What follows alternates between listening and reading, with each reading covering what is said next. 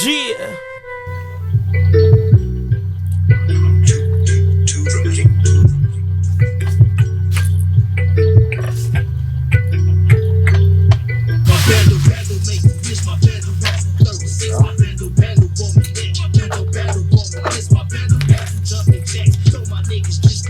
Bando, folks. Gonna put this bando on the map.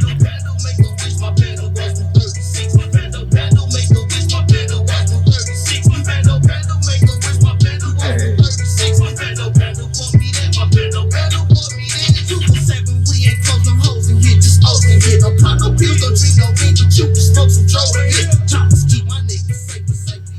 What up, though? OG Kenny, O_G_Kenny at Retired from the Streets TV. It's Monday, so Monday come with all type of different energy. I was good this morning. I woke up good. I got on my daughter and her sister Nerd this morning. When I woke up, they did not want to be woke, but I woke up with superb, immaculate energy. I've been practicing semen retention lately. I go through my phases of celibacy where I just buckle down. I don't even want to be bothered, especially after I've had a breakup or something, or I'm single, which I'm single right now. So, and I've been single for quite a few months. So I'm in a good space. It's been helping me. I'm going to tell you what really been doing it for me right in the morning. You feel me? I ain't endorsing nothing, but this here, feel me?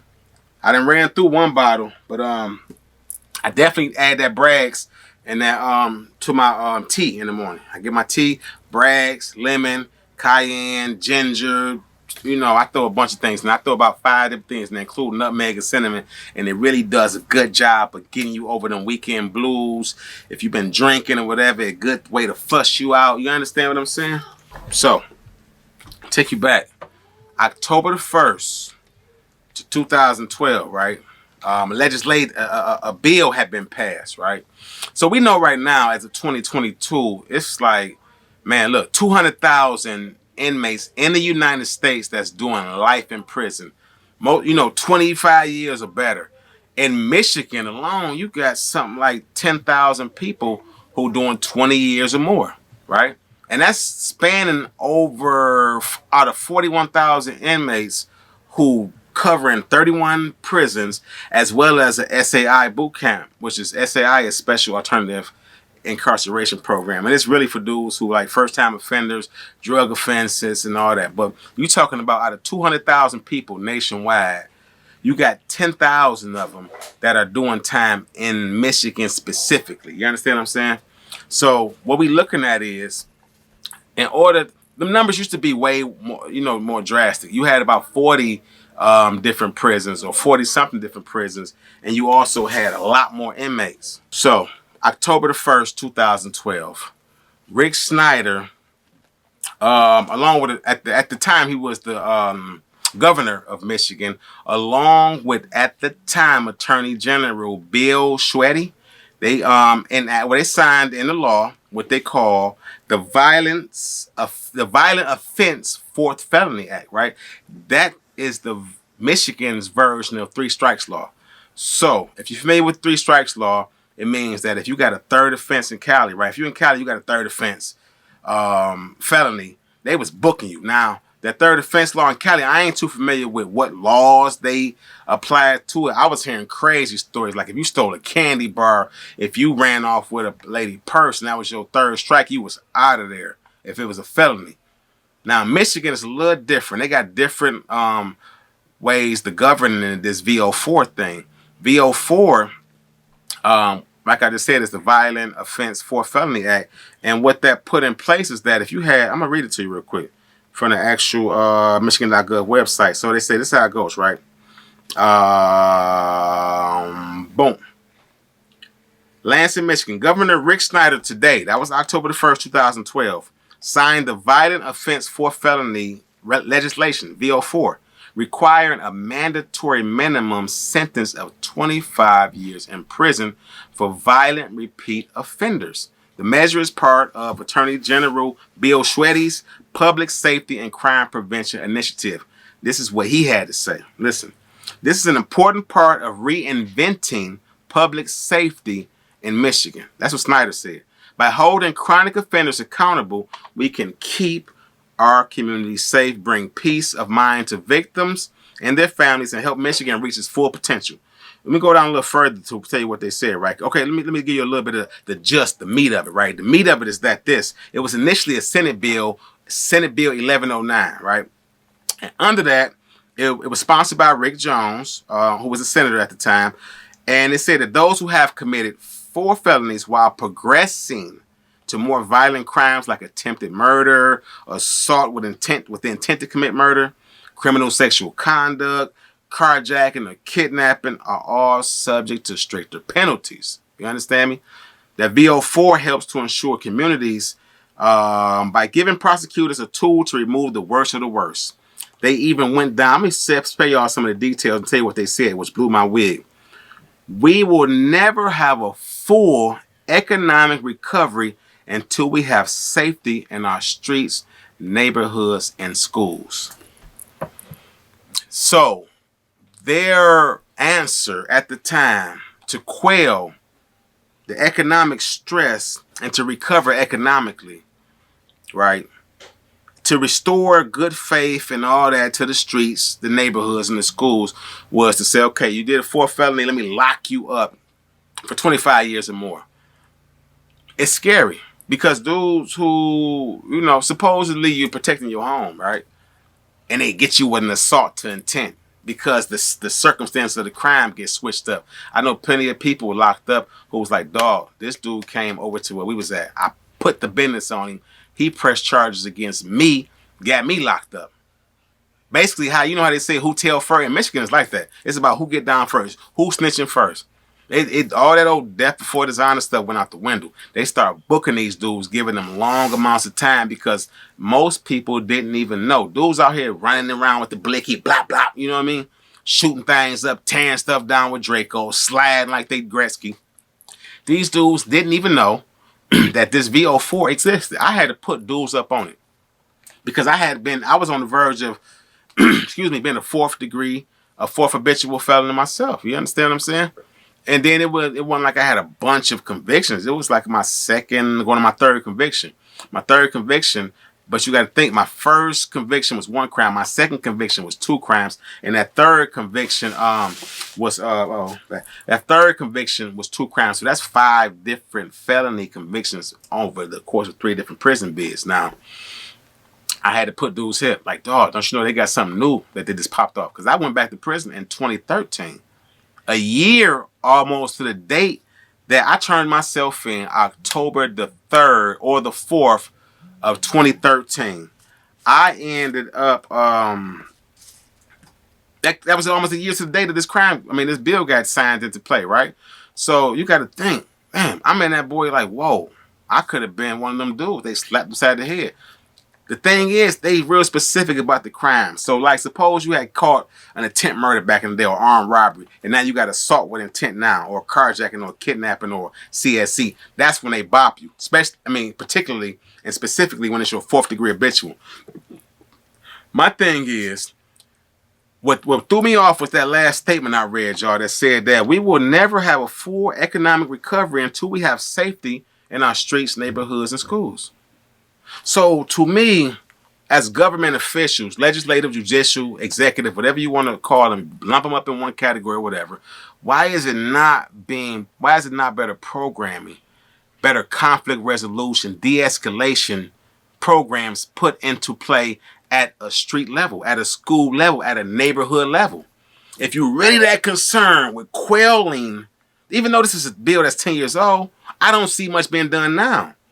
All of the things that I see that are done to quell the tensions, the economic stress in the neighborhoods, most of it is being done by grassroots organizations. People that's out here reaching around and struggling for funding and grants and whatnot to get the money to keep the programming going, when some of the larger bills and monies are basically just that. They're large and they don't care about the ground level. They just throw money out there because it's tax write-off for them. You know, understand what I'm saying? Okay, it makes sense. It look good. Everything is in place so we can cover our butt if we give y'all this money. Hey, y'all go. If, you fit the bill. But there's not really hands-on, consistent interaction with these neighborhoods, these schools, and these streets, and especially these prisons or these county jails. There's no programming in place for these people. Y'all want to go and say, okay, you done fourth degree habitual. There has to be something there beyond just a propensity for violence for a person who's doing 4 crimes. Me, I identified what my problem was. I knew what my problem was. I had a real bad. I didn't like to take accountability for my actions. I did not like authority. I did not like. I had a sense of entitlement. I had a bad thing with justifying things and being in denial about things. I identified what my problems were, what my triggers were, and I worked on them on my own. The MDOC did nothing for me except for make them things available. My thing is, certain people, you can't just make stuff available for them. That's like saying free STI testing. Most dudes going raw anyway and ain't getting tested. Don't even know their status. You understand what I'm saying? No matter how many times we put up flyers, and I'm talking about listen, there's a flyer. Look at this. Where is it at? I'm going to show y'all. Right? We do, you feel me? There's family fun and fitness and health day that we got coming up. What's the other one? The Father's Day barbecue that I mentioned on Crime Sunday. Brilliant Detroit is a grassroots organization that's really focused on, along with Central Detroit Christian and other organizations that I partner with and do work with and camera work for. These are some of the only organizations I know that's on the ground level, grassroots, reaching out to the people, saying, we got something for y'all. We concerned about y'all health. We concerned about the violence in the neighborhood. It's not the state. What's sad about it is most of you dudes gonna watch this video and still go out there and run around like y'all ain't got 3 felony convictions already. Y'all gonna run around there busting y'all gun, thinking on the whim, being impulsive with violence and other things, not using cognitive behavior therapy lessons if you ever took them. Most dudes who did a bid though, y'all took some of them classes because they didn't even let y'all get y'all parole without them. I just want to be able, and I'm not just saying what I want to do, I'm putting the work in. I don't put them out to the world. I don't share a lot of videos when I go do events and I go pass out food and, feed people, and I'm doing the hoodie programs for the fall and the winter and all this stuff. This stuff I'm doing just because I want to do it. I don't want no trophy for nothing I do because I've been a menace to society at one point. I feel like it's my duty to give back. And even if I had never been a menace, way before that, my grandmother and my father and them raised me to give back to people. Part of me giving back nowadays is educating y'all and putting y'all hip. Listen, it was so important. I wrote my notes with a dang on crayon dang pencil. I said, I gotta tell them this. Because I had, like, most of my stories that's like this, that ain't real popular, that ain't gonna do a bunch of views and numbers, I still have to tell them from the heart. Even though I want y'all to hit that subscribe button. Hit that like button, that notification bell, because that helps me grow the channel. That helps YouTube's algorithm pick me up more so that I can get more traction and I can be able to actually blow this up some and get the information out there on a widespread basis and actually reach out to other digital content creators and say, look, let's build something. I don't care if you got I don't want your clout. You ain't got to put me on. Let's work together on this level. We ain't never even got to post pictures or talk about it. Let's get in each other inbox though. You got some influence. I don't have much influence as far as a digital platform, as far as social media, as far as YouTube. But in my neighborhoods, my community, everybody know I'm big bro. I'm big homie. I'm Unc. I'm OG. You understand? That's old dude who used to be on the nut, but now he out here with the community doing what he can to help anybody and everybody. If I sit up and tell you how much money I've passed out and I've given to people, how much money people owe me and ain't paid back, y'all be like, whoa, what you waiting on? Why you ain't bust no head yet? You understand what I'm saying? This VO4 is very powerful and it's still in existence. It's been 10 years. It wasn't talked about heavily. They had a few little articles in the paper about it. Most dudes that's incarcerated don't even know about it. And and I'm guaranteed 90+% of dudes in the streets don't know nothing about that VO4. VO4, violent offense, 4th felony legislation that's been passed. They actually call, if you want to look it up, it's under Michigan Legislation 769.12.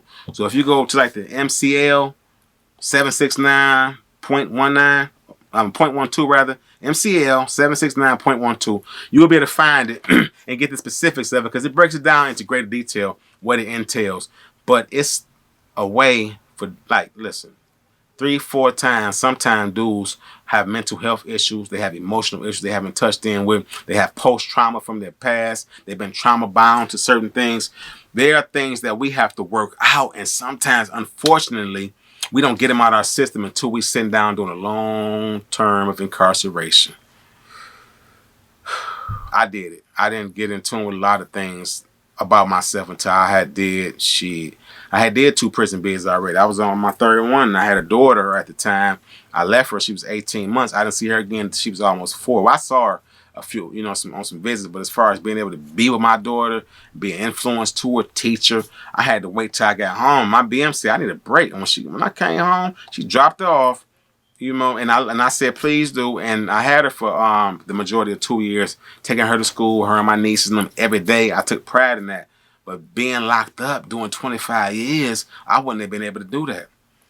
I think that more legislation, more programming needs to be at the ground level, exactly the same way me and a lot of these organizations are doing. Say, what's that, ouryouth.org, the sister, Elan Shabazz, all these different programs and people that I'm collaborating with, and we got up and coming things going down. I need for people in the Detroit metropolitan area, if y'all interested in getting down, if y'all interested in lending a helping hand, donating some waters or whatever you got, and y'all got some ideas, get with me. Hit me in the comment section. Hit me up on Instagram at O_G_Kenny or at Retire from the Streets TV, and let me know how y'all feel. If y'all want to find me on Facebook, it's Ken Street Monster Bailey. Y'all can hit me there if y'all more comfortable with that platform. I'm an open book. I don't have no skeletons in my closet, and I have the best intentions for this platform and for our people, man. Y'all look up that legislation, that MCL 769.12. and share that information with y'all people, man. As a matter of fact, when I get off this phone, I'm going to screenshot and post that to my group, my Retire from the Streets group. Also, y'all want to join my group? I got a group on Facebook, and it's named after the channel, Retire from the Streets. Find that. Go and join the group. Become a part of that community, because that's going to be where I'm going to have certain stuff just for the group that I ain't going to never put to YouTube, which is going to be just for the group. For the people who took their time out or taking their time out on Facebook to kind of lock in, to post things, to share information. That's what the group is for. Retire people from the stress that robs the energy and emotion from the spirit, the streets. Hear me? I love y'all. Thanks for listening to me rant, but it was a good rant, and I hope y'all took it in. I hope y'all take it seriously. Y'all want to get a part of that program I'm talking about, holla at me. Don't forget to subscribe, like I say, and share the content, get in the comment section, man. Notification bell and a good old free like. You hear me? It's your boy again, O_G_Kenny, OG Kenny at Retire from the Streets TV. Y'all be blessed. Have a safe week. I'm going to holla at y'all tomorrow on a good Tuesday. Now I'm hungry, and I'm out, and I love y'all.